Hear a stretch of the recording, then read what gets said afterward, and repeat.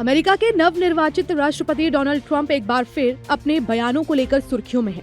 Canada, Mexico, Panama शहर के बाद अब ट्रंप की नजर है ग्रीनलैंड पर। लेकिन सवाल यह है कि क्या ग्रीनलैंड सिर्फ एक द्वीप है या फिर आने वाले भविष्य की सबसे बड़ी जियोपॉलिटिकल और मिनरल जंग का मैदान। डोनाल्ड ट्रंप ने हाल के हफ्तों में कई चौंकाने वाले बयान दिए हैं।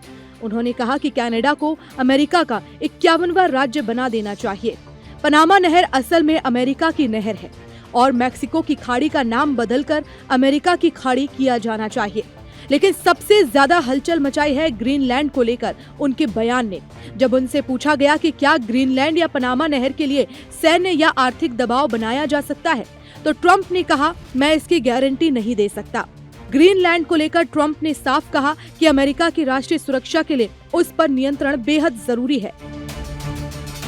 ग्रीनलैंड के प्रधानमंत्री म्यूट एगा ने ट्रंप के बयान को सिरे से खारिज करते हुए कहा, ग्रीनलैंड हमारे लोगों का है और ये बिकाऊ नहीं है।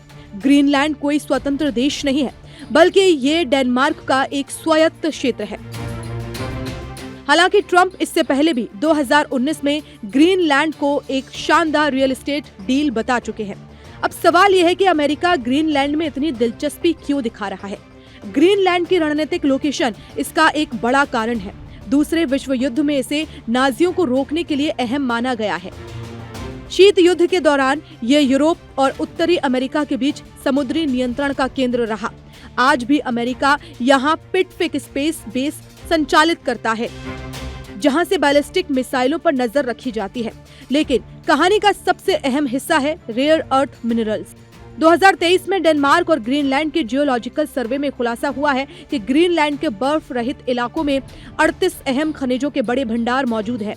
यहाँ पाए जाते हैं copper, graphite, niobium, titanium, rhodium और बड़ी मात्रा में रेयर अर्थ एलिमेंट्स। वैज्ञानिकों का मानना है कि दुनिया के 25% तक रेयर अर्थ एलिमेंट्स ग्रीनलैंड में हो सकते हैं।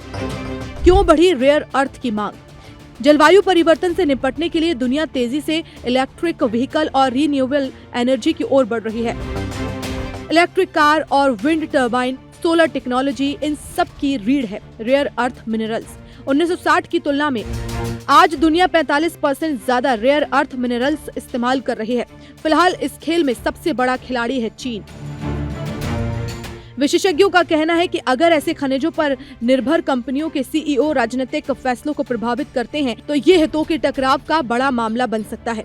21 लाख वर्ग किलोमीटर में फैला ग्रीनलैंड, जहां आबादी सिर्फ 57,000 है, डेनमार्क की सब्सिडी पर चलने वाली अर्थव्यवस्था, लेकिन भविष्य में यही द्वीप बन सकता है सुपर पावर टकराव का केंद्र।